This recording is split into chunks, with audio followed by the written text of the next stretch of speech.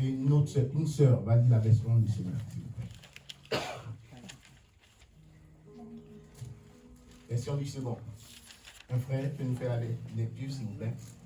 Daniel chapitre 1, à partir du verset 1 jusqu'au verset 9.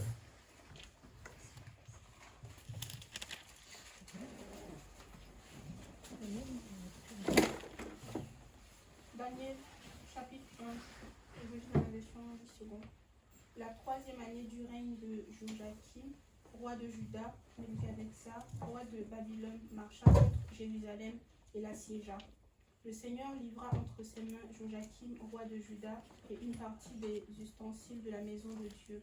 Nebuchadnezzar emporta les ustensiles au pays de Shinéar, dans la maison de son Dieu, et les mit dans la maison du trésor de son Dieu. Le roi donna l'ordre à Ashipénaz, chef de ses eunuques, d'amener quelques-uns des enfants d'Israël de race royale ou de famille noble, de jeunes garçons sans défaut corporel, beaux de figure, doués de sagesse, d'intelligence et d'instruction, capables de servir dans le palais du roi, et à qui l'on enseignerait les lettres et la langue des Chaldéens. Le roi leur assigna pour chaque jour une portion de mets de sa table et du vin dont ils buvaient, voulant les élever pendant 3 années, au bout desquelles ils seraient au service du roi. Amen. Jusqu'au verset 9. Il y avait parmi eux, donc les enfants de Juda, Daniel, Anania, Michaël et Azaria. Le chef des eunuques leur donna des noms, à Daniel celui de Bethshassa, à Anania celui de Shadrach, à Michaël celui de Meshach et à Azaria celui d'Abed-Nego. Daniel résolut de ne pas se souiller par les mets du roi et par le vin dont le roi buvait, et il pria le chef des eunuques de ne pas l'obliger à se souiller. Dieu fit trouver à Daniel faveur et grâce devant le chef des eunuques. Amen. Amen. La version du semeur, s'il vous plaît. Un frère à la version semeur. Non. Personne. La version sonore. Ok. La 3e année du règne de Joachim, roi de Juda, Nabuchodonosor, roi de Babylone, vint assiéger Jérusalem. Le Seigneur lui donna la victoire sur Joachim et lui livra une partie des objets du temple. Nabuchodonosor les fit transporter en Babylonie, dans le temple de son Dieu, et il déposa ces objets dans la salle du trésor de son Dieu. Le roi ordonna à Ashpenaz, chef de son personnel, de faire venir des Israélites de lignée royale ou de famille noble, quelques jeunes gens sans défaut physique et de belle apparence. Ils devaient être doués d'intelligence, de sagesse dans tous les domaines, posséder de grandes connaissances, être capables d'apprendre la science et de bonne constitution pour entrer au service du palais royal et apprendre la langue et la littérature des Chaldéens. Le roi leur prescrivit pour chaque jour une part des mets de la table royale et du vin dont il buvait lui-même. Leur formation devait durer 3 ans, après quoi ils entreraient au service personnel du roi. Parmi les Judéens qui furent sélectionnés se trouvaient Daniel, Anania, Michaël et Azaria. Le chef du personnel leur attribua de nouveaux noms. Il appela Daniel Belshazzar, Anania Shadrach, Michaël Meshach et Azaria Abed-Nego. Daniel prit dans son cœur la résolution de ne pas se rendre impur en consommant les mets du roi et en buvant de son vin. Il supplia le chef du personnel de ne pas l'obliger à se rendre impur. Et Dieu lui accorda la faveur du chef du personnel et lui fit trouver en lui quelqu'un de compréhensif. Amen. Amen. Père éternel, je te bénis pour ta parole parce que ce que tu fais est bon. Tu es un Dieu puissant. Nul n'est comparable à toi. Viens et prends autorité avec puissance, ô Père éternel. Que ta parole soit pour nous une nourriture solide.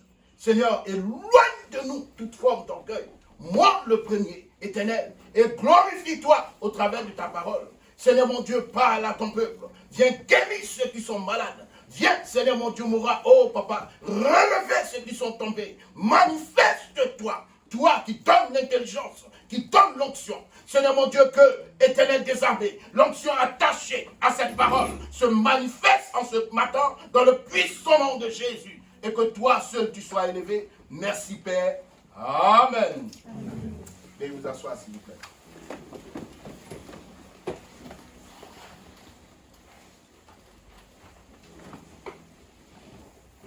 Mon thème de ce matin est tiré du thème de l'année. C'est-à-dire, le thème de l'année, c'est « Soyez des intimes de Dieu ». Alléluia.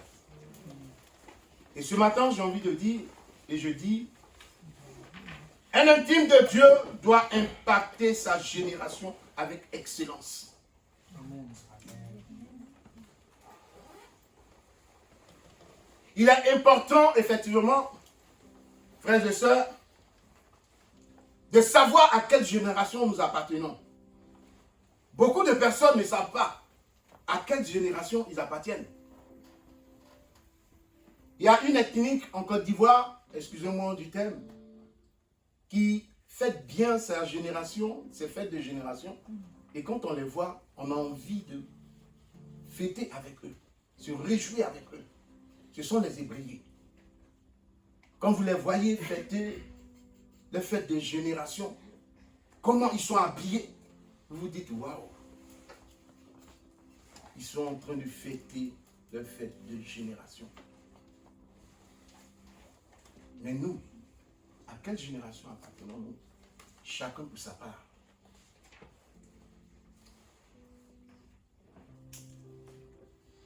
Je voudrais que, faisons partie d'une génération, nous puissions avoir de l'impact dans notre manière de vivre. Daniel, comme on le sait déjà, était un jeune homme. Il devait avoir entre 16 ans et demi et 17 ans. Quand il a été pris par le roi Nebuchadnezzar et envoyé dans le royaume de Nebuchadnezzar avec ses amis. Frère,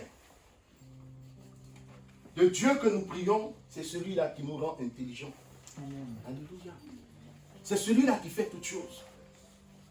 C'est celui qui ouvre les portes. Nous n'avons même pas idée. Quand je pense que des gens vont demander à des sorciers, quand je pense que des gens vont voir des marabouts pour que leurs enfants soient intelligents à l'école, je pleure. Parce que c'est l'Esprit de Dieu qui donne l'intelligence. Parce que c'est l'Esprit de Dieu qui sonde les cœurs et les reins. Parce que c'est l'Esprit de Dieu qui te réveille le matin. Afin de te dire, bénis l'Éternel des armées. Frères, nous avons beaucoup à faire, mes sœurs. Nous avons beaucoup à apprendre, frères et sœurs. Moi le premier. Combien de fois Dieu attend de nous que nous soyons des chrétiens et des chrétiennes d'exception. Combien de fois Dieu attend qu'on soit excellent.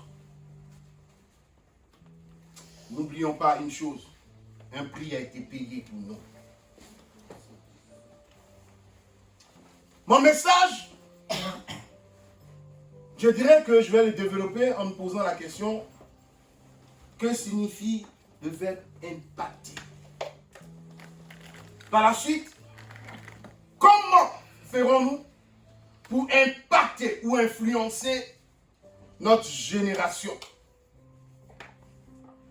et la vie des autres personnes qui ne connaissent pas le Seigneur?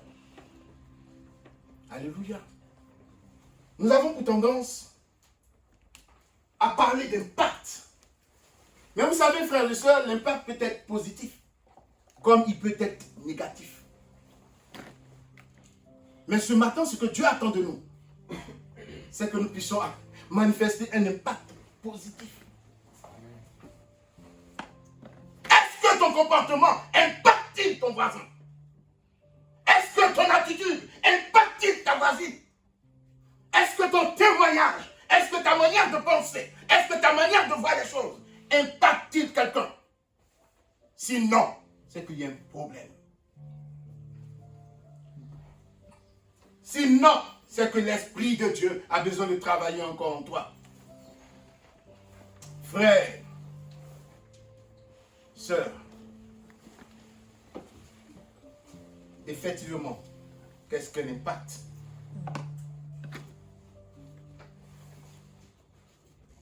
Un impact, on dira aussi répercuter sur. Ou on dira d'avance, laisser une trace, soit positive, soit négative. Je crois bien que chacun de nous avons envie d'avoir un impact, mais pas un impact négatif. Chacun a envie d'avoir un impact positif. Nous avons tendance à nous dire, c'est toujours eux, c'est toujours eux, c'est toujours eux. Mais et toi? Quel impact peux-tu t'apporter? Et toi? Quelle serait ta manière de vivre? Comment puis-je poser des actes qui pourront envoyer une personne, qui pourront envoyer mon frère, qui pourront envoyer ma soeur, qui pourront envoyer mon cousin, ma cousine, mon frère en Christ, ma soeur en Christ, à se dire que Dieu existe vraiment.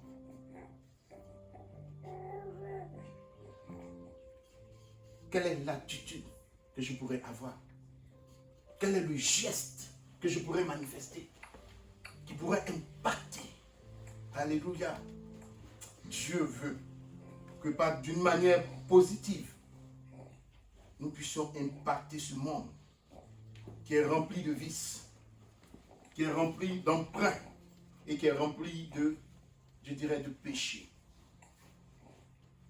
Quand nous revenons à notre test, nous voyons que notre test nous fait comprendre que le roi Nebuchadnezzar avait assiégé, il avait vaincu. Le roi de Juda, il prit tout ce qui était dans le temple et il envoya chez lui pour donner à ses dieux. Mais vous savez, frère, le Dieu que nous prions, ce n'est pas le Dieu du monde. Alléluia. Le Dieu que nous prions est un Dieu qui parle. Est un Dieu qui entend. C'est un Dieu qui répond. Mais c'est aussi un Dieu qui se manifeste avec puissance. Les dieux de ce monde ne parlent pas. Les dieux de ce monde ne répondent pas. Les dieux de ce monde détruisent. Et les dieux de ce monde amènent au chaos. Toi, ne perds pas ton temps sur les dieux de ce monde, dans ce monde. La Bible dit, nous sommes dans ce monde, mais nous ne sommes pas de ce monde. Mais comment ferons-nous, frères et sœurs, pour impacter notre génération? Je crois bien que nous devons impacter notre génération au travers de notre témoignage. Alléluia. J'ai pour habitude de dire une chose. Et j'ouvre une parenthèse. Quand je travaillais à la SNCF, je me souviens bien que je voyais tout le monde parler de promotion. J'entendais tout le monde parler de réussite, parler d'avancement. Mais je ne savais pas comment les choses se déroulaient. Un jour, je me suis assis et je commençais à prier. J'ai dit, Seigneur, qu'est-ce qui se passe? Montre-moi, je veux comprendre. Moi aussi, j'ai envie d'évoluer. Moi aussi, j'ai envie d'avancer. Mais l'Esprit de Dieu va me faire comprendre. Tout de suite, il me dira, stop. La procédure qu'ils utilisent pour évoluer, tu ne dois pas en faire partie. Alléluia. Pourquoi? Parce que cette procédure était mauvaise. Est-ce que si j'étais rentré dans ces choses, j'aurais eu un impact sur leur vie? Non. Si j'étais rentré dans ces choses, on ne m'aurait pas connu comme étant, oh, le frère Adou. Comme étant, oh, le frère chrétien. Comme étant, oh, le pasteur Adou. Mais on m'aurait connu comme un frère lambda, un pécheur comme tout autre. Mais pas un fils du royaume. Frère, ça va te coûter cher. Certes, mais il est bon, ma sœur. Il est bon, mon frère, de demeurer dans les voies de l'Éternel. Alléluia. Il est bon d'avoir ce témoignage qui peut impacter la vie de quelqu'un. Là où tout le monde dit, venez, on va faire. Toi, tu dis, je ne ferai pas. là où tout le monde se lève afin de montrer leur témoignage, leur fausseté. Toi, tu dis, je n'entrerai pas dedans. Je n'agirai point de la sorte. Frère, réveillons-nous. Jeunes gens, soyez respectueux envers vos parents. Obéissez à vos parents, comme dit la Bible. Enfants, obéissez. Autrement dit, soumettez-vous à vos parents, selon le Seigneur, car c'est cela qui est juste. Alléluia. C'est pas parce qu'on est marié qu'on voit son papa et puis on dit, alors on dit quoi? Comment tu vois là? Avec hautain. Non. C'est pas parce que tu es un enfant aujourd'hui, tu regardes ta maman et puis tu dis, alors la vieille mère, comment on dit quoi? Non. Il faut avoir du respect pour nos parents, pour nos aînés. Alléluia. Il faut respecter nos parents. Ça aussi, c'est un bon témoignage. Le monde nous regarde, frère. Le monde nous regarde, ma soeur. Quel témoignage as-tu? Comment impacter ton prochain? Éphésiens chapitre 6, verset 1. Comme nous venons de le lire, enfants, obéissez à vos parents. Tu dois être loyal. Loyal envers tes amis. Loyal envers tes amis, tes parents.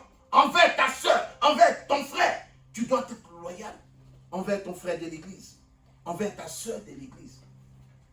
Ne sois pas toujours celui dont on critique, dont on parle dans les petits coins de l'église. Ne sois pas celui dont on hausse le nom en disant, lui il est toujours nerveux. Ne sois pas celui dont on pointe du doigt et on dit toujours lui. Non, mais tu dois être celui qui a un bon témoignage. Alléluia. On n'a pas un bon témoignage pour faire plaisir à quelqu'un. On a un bon témoignage pour obéir à Dieu. Alléluia. Pour faire plaisir au roi des rois, celui qui est assis sur son trône. Quand une personne a un bon témoignage, on a envie de connaître son Dieu. On a envie de savoir qui il suit. Alléluia. Il n'a pas besoin de parler. Ça se voit. Amen. Alléluia. Il n'a même pas besoin d'ouvrir la bouche. Ça se voit. Amen. On dit, venez. On va boire un peu, on va en boîte de nuit. Non, non. Moi, je vais à l'église le dimanche. Je vais bénir le nom de mon Seigneur. C'est un bon témoignage.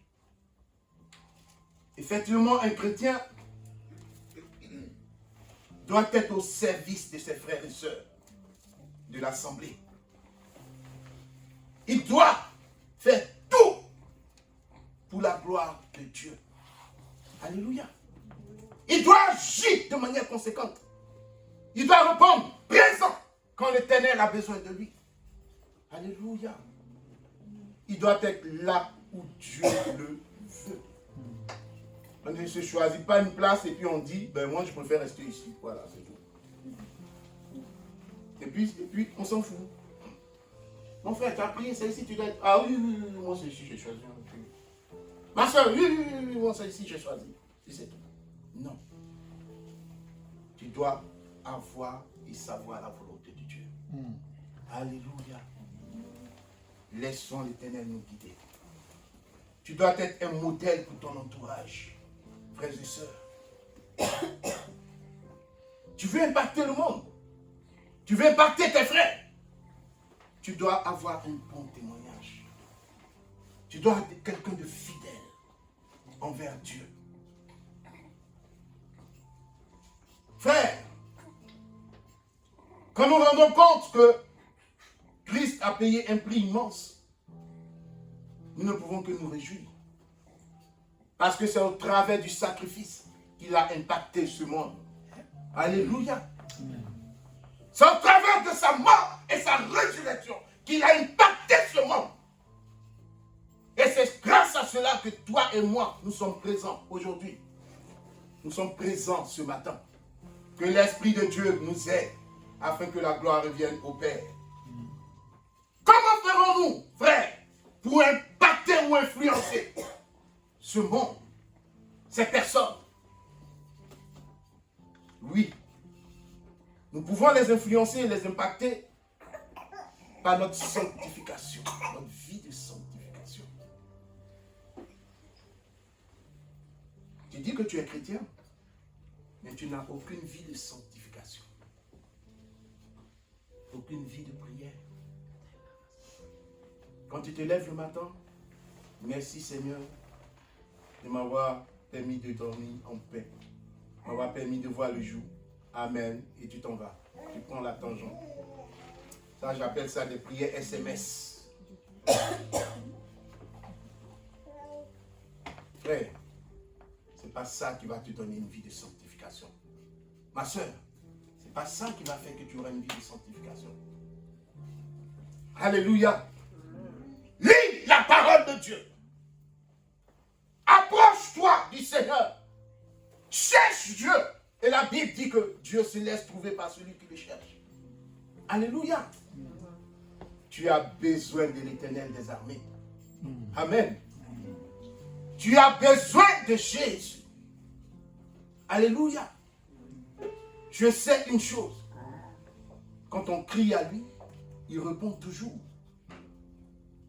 L'Esprit de Dieu nous interpelle tous les jours. Je discutais avec une sœur un jour et elle m'a dit une chose. Elle dit, pasteur, vraiment, je prie, mais quand je prends ma Bible, je dis, Seigneur, parle-moi. Je n'entends aucune voix. Qu'est-ce qui se passe? Je dis, quelle est ta relation avec Dieu? Alléluia. La Bible dit, Dieu se laisse trouver par celui qui le cherche. Est-ce que tu as cherché l'Éternel? Est-ce que tu as crié à lui? As-tu invoqué son nom? Est-ce que tu as invoqué le nom de l'Éternel? Dieu répond toujours. Alléluia. Dans une vie de sanctification, Dieu serait le premier à te répondre. Oh Seigneur, que ma vie soit conforme à ce que tu veux. J'entends beaucoup de personnes dire dans leur prière, Seigneur, donne-moi la vie de Jésus. Hein? Tu peux avoir la vie de Jésus? Tu peux supporter ce qu'il a supporté? Je veux être comme Jésus. Tu ne peux pas être comme Jésus, ce n'est pas possible. Si tu dis, Seigneur, donne-moi la sanctification de Jésus. Alléluia. Dieu le fera. Amen. Une vie de sanctification. Que cela soit notre partage. Mes jeunes sœurs, je nous exhorte. Je vous exhorte à réclamer la vie de sanctification. La vie de sanctification fait que vous n'êtes pas faible. Que le péché s'éloigne de vous. Recouvert par le sang de l'agneau. Le péché ne peut s'approcher de vous. Parce que vous êtes tenace. Alléluia. Parce que vous connaissez les lois de la Bible. Parce que vous voulez vivre pieusement. Alléluia. Que l'Esprit de Dieu nous aide. Marcher pas à pas avec le Seigneur nous permet d'avoir une vie de sanctification. Nous permet d'être connectés à lui. Être un intime de Dieu. Cela est possible. Alléluia. Cela est difficile, mais ce n'est pas impossible. Il y avait des serviteurs de Dieu qui étaient des intimes de Dieu.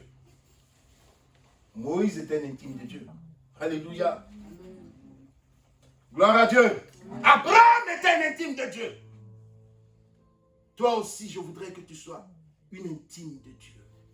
Un intime de Dieu. Recherche la sanctification. La Bible dit rechercher la sanctification. Si vous ne recherchez pas la sanctification, Sans elle, vous ne pourrez voir le royaume des cieux.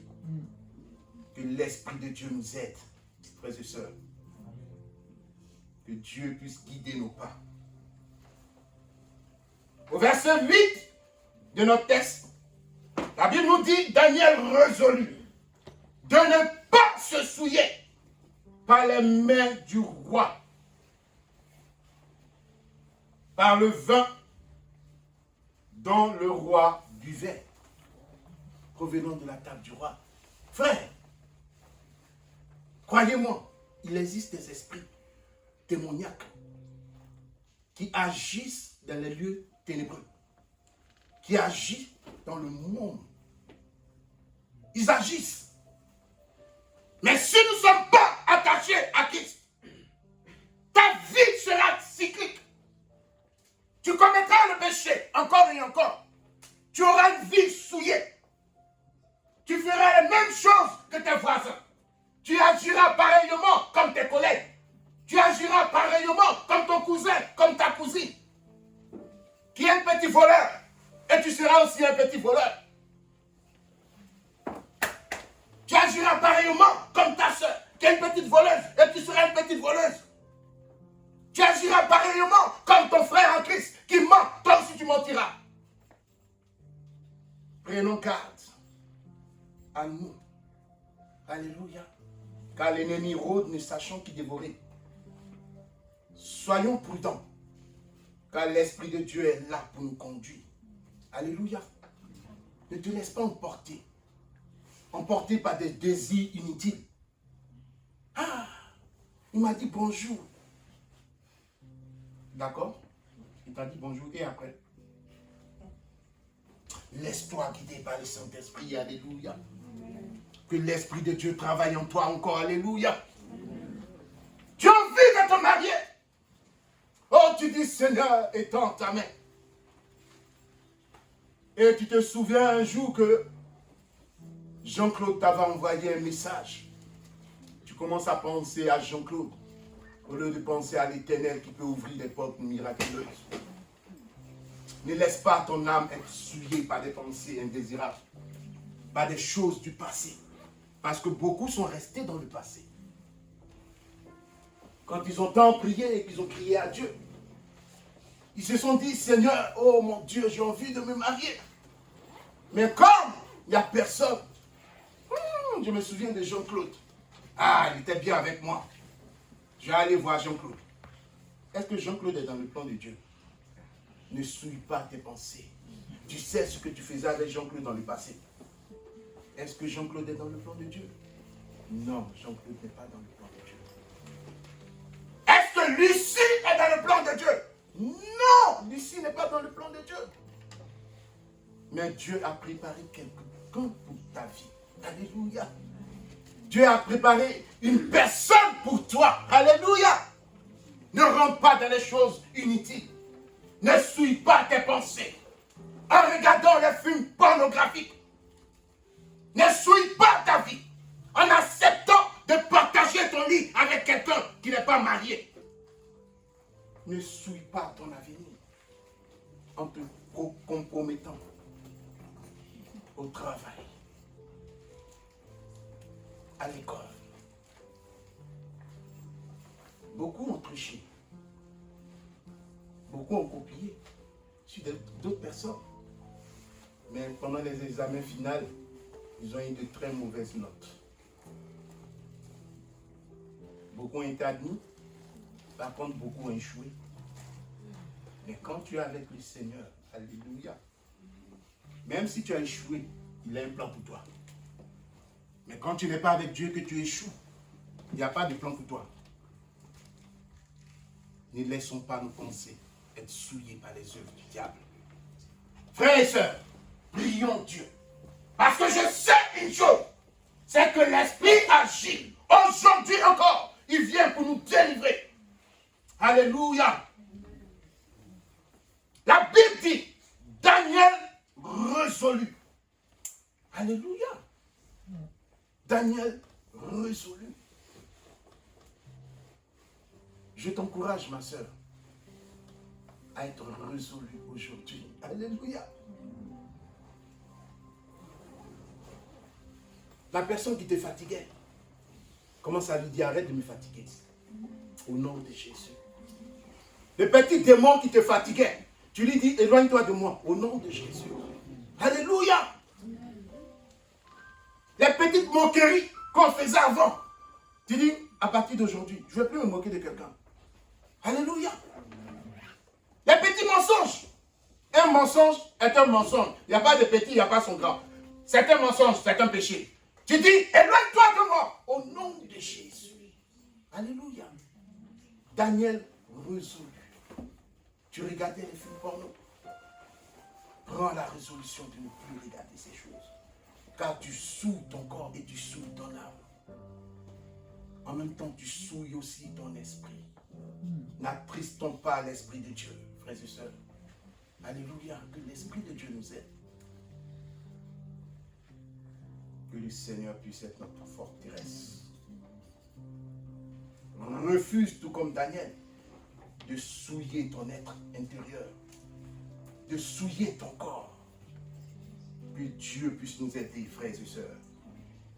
Alors Daniel a décidé de ne pas le faire, de ne pas se souiller, de ne pas accepter les propositions du roi, les mets du roi.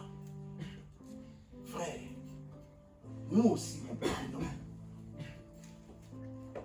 Beaucoup tombent malheureusement dans les compromissions. On le voit beaucoup au travail, pour certains. Pour d'autres, c'est dans leur vie courante, leur vie de tous les jours. Arrêtez-moi ça. Frère, je vous encourage à sortir de là. Mes sœurs, je vous encourage à sortir de cet état d'être. Vous savez que la colère peut nous souiller. La colère peut entraîner quelque chose d'autre. Et cela peut provoquer un monde souilleux.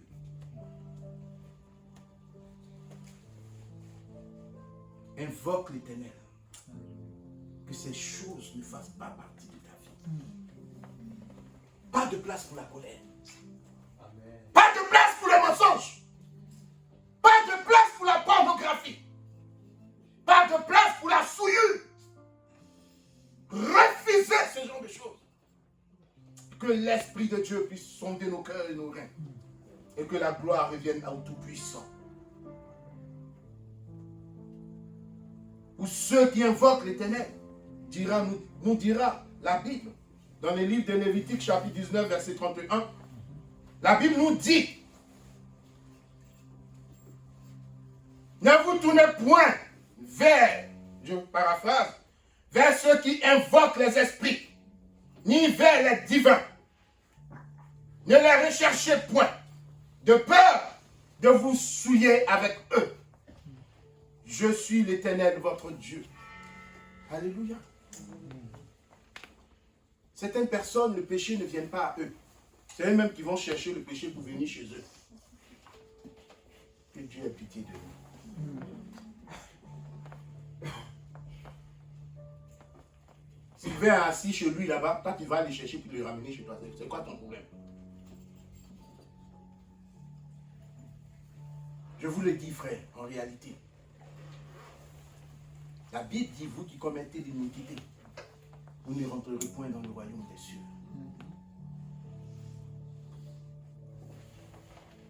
Sortons de cet état d'être. Que le Seigneur nous aide. Nous étions pareils. Nous étions aussi comme ça. Moi aussi, j'ai vécu cette vie. Cette vie où je ne connaissais pas le Seigneur. Moi aussi, j'avais des comportements qui laissaient à désirer. Moi aussi, j'agissais mal. Je prenais l'argent des personnes et j'allais voir des jeunes filles pour leur dire, celui-là, il veut sortir avec toi au collège. Et c'est ce que j'appelais des idées stupides. J'étais collégien. On faisait que des paris stupides. Il y a telle fille qui veut te voir. C'est vrai. Tu me donnes combien? Des mises en relation. Est-ce que c'est intelligent? Je dirais non. On se prenait pour les plus forts, les caïds de l'école, du collège.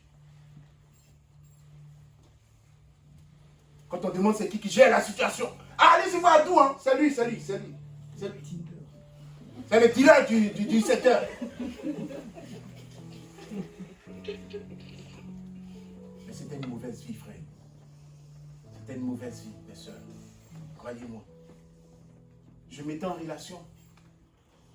Le jour où j'ai été choqué, c'est qu'une fille m'a demandé, et toi-même? Cette question a glacé mon esprit, je vous assure. Je ne pouvais rien dire. Mais dans le secret, oh, Dieu a fait, et je le crois, que ma mère a intercédé pour moi. Alléluia. Je ne connaissais pas le Seigneur, mais elle priait beaucoup. Frère. Moi, ma vie, c'était les deals, les affaires. Quand tu as besoin de quelque chose, je sais avec qui te met en relation et puis c'est fini. Quand telle personne vient me dire que oui, ah mais la fille elle dit qu'elle ne veut pas. Je dis, ah bon, viens, allez, suis-moi. Pourquoi tu ne veux pas? Elle dit non, je n'ai pas dit ça. Je dis, attends, d'accord. Mais c'était une mauvaise vie. Mais aujourd'hui, j'ai rencontré l'Éternel. Alléluia. Mais il m'a fait grâce d'une femme merveilleuse. Une femme magnifique. Avec des enfants magnifiques. Alléluia. Et ma vie a changé. Un grand dealer qui devient aujourd'hui un homme de Dieu. Ce n'est que la grâce de Dieu, frère. Ce n'est que la grâce de Dieu. Laissons-nous orienter. Laissons-nous guider. En vérité, mes pensées étaient souillées. En vérité, ma vie était mauvaise. Mais quand on comprend et qu'on sort de là, on se pose la question, mais pourquoi ai-je perdu tant de temps dans ces choses? Tant que Dieu n'est signé, vous allez beau parler, la personne ne va rien comprendre. Mais quand le temps de Dieu arrive, alléluia, une seule parole va venir vous glacer. Dieu dit rafraîchis l'esprit. Alléluia. Une seule parole m'a rafraîchi l'esprit. Un seul mot a travaillé dans mon être. Et ce jour-là, j'ai pensé au culte du dimanche. Frère, quand je suis parti à l'église, je me souviens bien, le pasteur a commencé à prêcher. Je regardais autour de moi. Bon, peut-être, ceux qui sont à côté, peut-être c'est deux on parle. Quand c'est comme ça, on ne dit jamais c'est nous. Hein. C'est toujours ceux qui sont à côté. La prédication du pasteur, il s'est approché de moi et il m'a dit, jeune homme, vous allez bien? Il a dit, pasteur, je vais très bien. Il dit, c'est de toi que je parle. Dans mon cœur, j'ai commencé à me dire, mais ce gars-là, il rigole. Hein. Il me connaît même. Mais je n'étais rien. Qui j'étais? Je n'étais qu'un pécheur, frère. Ainsi, la parole de Dieu. Tu seras appelé à servir l'Éternel. Alléluia. Quand Dieu te veut, Dieu prend ses proportions afin que tu puisses le rencontrer. Alléluia. Quand Dieu te veut et qu'il veut que tu sois sauvé, quel que soit Alpha, tu vas le rencontrer. Amen. Amen. Non, votre Amen ne me connaît pas. Amen. Alléluia. Amen. Que le Seigneur soit béni. Je sais une chose, c'est que Dieu a un plan pour toi. Et son plan, ce n'est pas que tu sois souillé. Son plan, c'est que tu sois béni. Vous savez, je vais vous ouvrir une parenthèse dont je n'ai jamais parlé de ça. En même temps, un témoignage. Quand je me mariais, avant le mariage, j'étais allé faire des examens. Le médecin m'a regardé, il m'a dit, vraiment, monsieur, vu votre état de santé, vous ne pourrez pas avoir d'enfant. Vous ne pourrez pas. Il dit parce que s'est passé quelque chose en vous. Ce qui fait que vous ne serez pas reproducteur. Je suis allé voir ma mère. Elle m'a dit, ça va? Elle dit, oui, ça va. Elle m'a regardé, elle m'a dit, qu'est-ce qui se passe? Elle dit, ben, écoute, je suis allé faire des examens. En ce moment-là, je n'étais pas encore fiancé. Je venais à peine de rencontrer la sœur en Christ. Alléluia. Cette femme merveilleuse, qui est aujourd'hui mon épouse. J'ai dit à Dieu, j'ai dit, Seigneur, tu ne peux pas mettre sur mon chemin une femme que tu dises, elle est la mienne. Et puis je vais vivre et ne pas avoir d'enfant. Vous savez, quand on est jeune, on a cette force-là, cette vivacité. Tu peux prier jusqu'à 6 h du matin. Alléluia. J'ai dit à ma mère, elle dit non. Elle dit, il ne faut pas t'inquiéter, Dieu va faire. Elle dit, t'inquiète pas maman. J'ai dit au médecin, il dit, médecin, il dit, monsieur, c'est vous qui l'avez dit. Mais celui que je bénis ne l'a pas dit. Il ne m'a pas dit ça. Mais je vais revenir ici et je vais venir vous dire que j'ai eu des enfants. Amen. Alléluia. Amen. Quand je suis retourné à la maison, on a commencé à prier. En même temps, pendant 2 jours, je continue de prier. Et l'Esprit de Dieu va me révéler quelque chose. Il dit en réalité, ce que les médecins n'ont pas vu. Ils n'ont pas vu que Dieu avait travaillé en toi. Et qu'il avait réparé toutes choses. Des choses sont cachées au monde. Mais des choses sont révélées aux hommes. Par Dieu. Alléluia. Ce qui est caché est à Dieu. Et ce qui est révélé est aux hommes. Frère, je me suis posé des mille et une questions. Est-ce que c'est parce que j'avais vécu dans la souillure, dans l'impureté, que cela avait provoqué ce genre de choses? J'ai commencé à demander pardon à Dieu. Mais l'Esprit de Dieu a apaisé mon cœur. Il me dira, ne crains point et ne t'épouvante point, car moi je ferai. Amen. Alléluia. Le résultat aujourd'hui, c'est que Dieu a fait. Amen. Alléluia. J'avais été bouleversé par cette annonce. Du fait que je ne puisse pas avoir d'enfant. J'ai dit à Dieu, ma prière c'était, ah Seigneur, tu m'as fait garçon. Et comment moi, un garçon, je ne peux pas avoir d'enfant, c'est pas possible. Il faut que ma mère, elle soit une mamie. Alléluia. Mais Dieu a fait contre toute attente. J'ai une grande fille de 14 ans et j'ai des jumelles que vous voyez courir ici la plupart du temps. Amen. Dieu est merveilleux. Sortez du milieu de ces choses. L'Esprit de Dieu fait encore. Alléluia. Et je sais une chose. La Bible dit que dans le livre de Matthieu, chapitre 15, verset 11, ce n'est pas ce que vous mangez qui souille, mais c'est ce qui sort de votre bouche qui souille votre corps.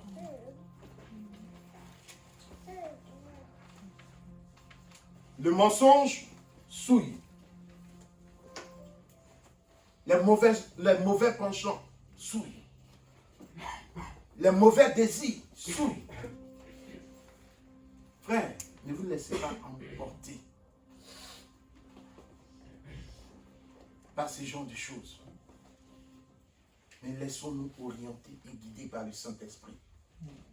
Alléluia. Je vais vers la fin.